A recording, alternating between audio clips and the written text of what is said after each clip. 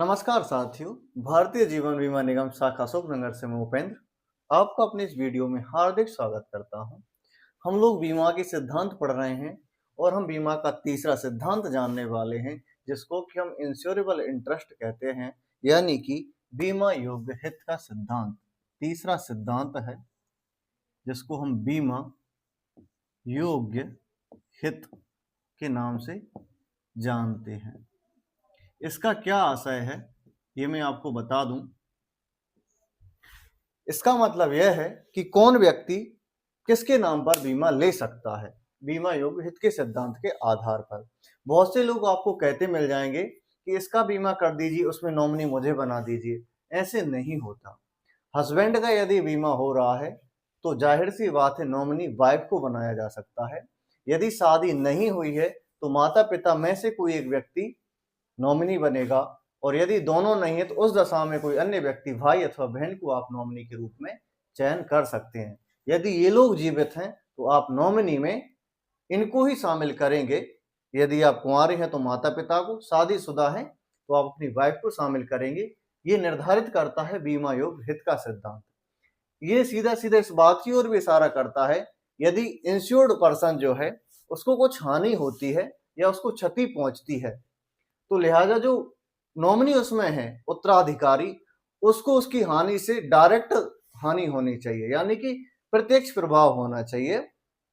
उदाहरण के लिए मान लीजिए एक पति यदि खत्म होता है तो उसमें अधिकतर हानि उस महिला को होती है जो उसकी पत्नी होती है, बजाय माता पिता के। लिहाजा नॉमिनी में वाइफ का नाम होना चाहिए। ये निर्धारित करता है बीमा योग्य हित का सिद्धांत।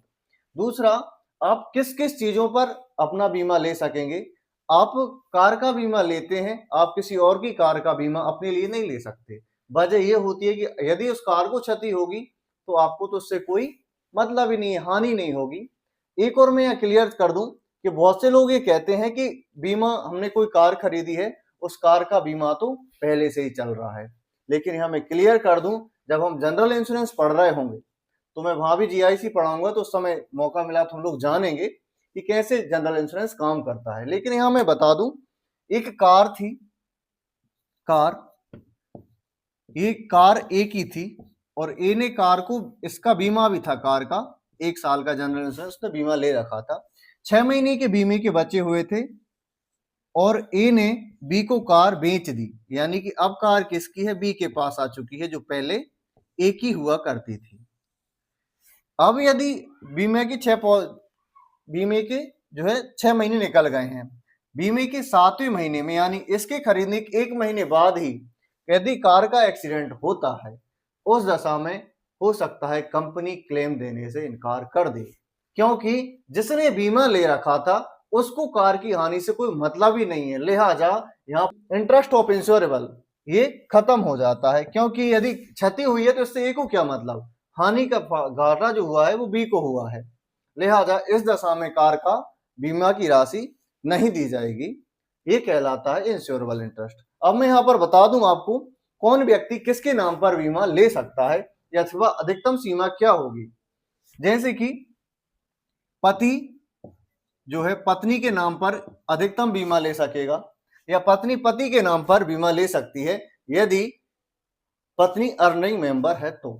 दूसरा, व्यक्ति जो होता है वो अपने बच्चों के नाम पर कितने भी रुपए की राशि का बीमा ले सकता है, क्योंकि इसमें इनका इंश्योरेबल इंटरेस्ट है, यानी कि बीमा योग्यता यहाँ पर मौजूद होता है। दूसरा, यदि आप किसी से कोई पैसा उधार लेते हैं, उस दशा में आपके नाम पर जिसने आपको पैसा उधार दिया है वो भी बीमा ले सकता है, जिसको कि हम क्रेडिटर के नाम से जानते हैं। और जो बैंकें बीमा देती हैं जब भी आप लोन लेते हैं, उस दशा में वो बीमा भी इसी कैटेगरी में आता है, क्योंकि यदि आपके साथ कुछ क्षति होती है तो बैंक का पैसा डूबे ना, आपकी संपत्ति को सीज ना करा जाए। लिहाजा बैंकें अमूमन लोन देने से पहले एक बीमा की पॉलिसी भी जारी करती हैं। यदि भगवान न करे दुर्भाग्यवश आपके साथ कुछ होता है, उस दशा में बैंक को मिलने वाली राशि अथवा जितना उसने कर्जा दिया हुआ था वो बैंक को बीमा कंपनी द्वारा अदा कर दिया जाता है। ये कहलाता है इंश्योरेबल इंटरेस्ट। और दूसरा, कार मैंने बता दिया, पति पत्नी अपने नाम पर ले सकते हैं, बच्चों के नाम पर व्यक्तिगत रूप से व्यक्ति जितना चाहे उतना बीमा ले सकता है। यह है बीमा योग्य हित का सिद्धांत। तो चलिए मिलते हैं अगले